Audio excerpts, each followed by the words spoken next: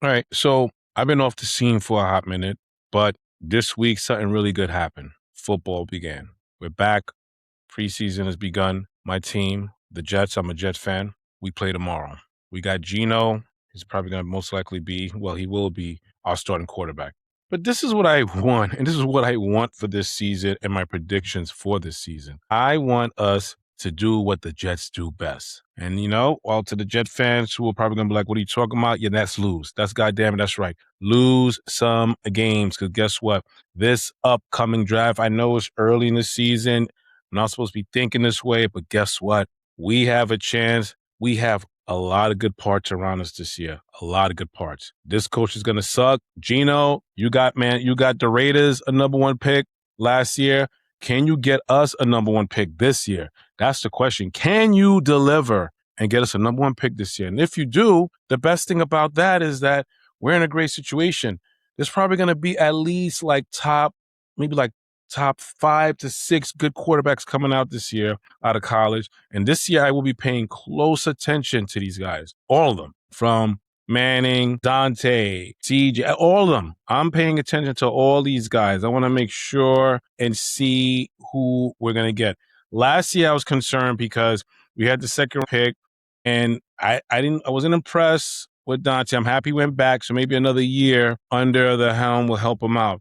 And it's been proven that the longer these quarterbacks stay in school and they get more reps, the better they are and better prepared they are for the NFL. So with that being said, I'm happy that he went back. So maybe this year when he comes out, he's probably going to be a little bit better. But like I said before, I don't need Gino trying to do a Gino redemption. I don't need him trying to come back and show that, hey, this is where he started because we drafted him. No, your job is to go out and do what you did with the Raiders. Lose.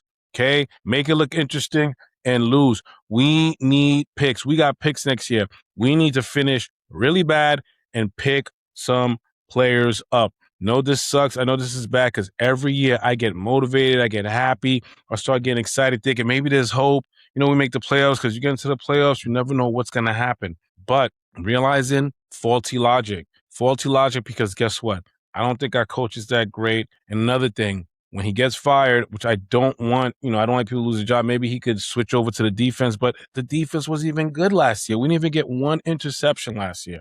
How are you a defensive coach and the team does not get one pick? So we need to switch everything. We need to throw out all these defensive coaches and go with an offensive-minded coach that could come in, call the right plays, bring this rookie quarterback in. Maybe he doesn't need to start. We keep Gino for another year. Maybe or listen, dumb luck. Maybe Kate Kublik is going to be the 4th round pick we picked up. Maybe he's going to might be good, but I doubt it. So with that being said, we get an offensive minded coach. We pick up a solid QB. We don't throw him to the lines. Then we work it. This is like a 3 to 4 year plan. We work with this guy, get him up to speed, and then we let him loose. We don't need to go out this year. What I want to see this year is flashes of greatness. Yes, we could be in the games, but you know what? We need to make sure we land a big pick. I don't want to end up in the middle where we got to now start packaging picks to get back up to like the top 3 or top 4. No, we need to be up there so we could get all the guys that we need, or we have the choice of the number one guy we need. We are not bad at picking these guys. Look, we picked Sam Darnold. We just didn't give him a shot. Right. And look what we did. We rushed him. He had to go. He was a journeyman and now Super Bowl champ. So I think we could pick the right guy. We just need to make sure that we set him up for success. That's what we need to do. Set him up for success and we should be okay. Right. So listen, this is Alf Talks. This is, listen, like I said, I cover everything. We talk about everything. The target audience is you, the regular, the people. Okay. The regular folks, no celebrities, just people that thinks the way I think, regular guys having a good time and women. And guess what? Who love sports, life, everything.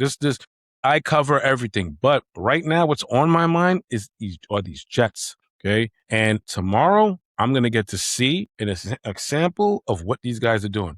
Right.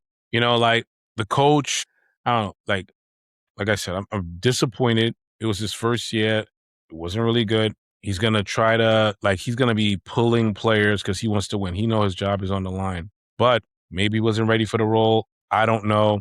I know I ranted about ownership. People want to say ownership. Yes, I get it, owner, whatever. At the end of the day, players got to play, coaches got to coach. Owners, they're paying salaries. Maybe his management style is too hands-on. I don't know. But at the end of the day, it doesn't matter.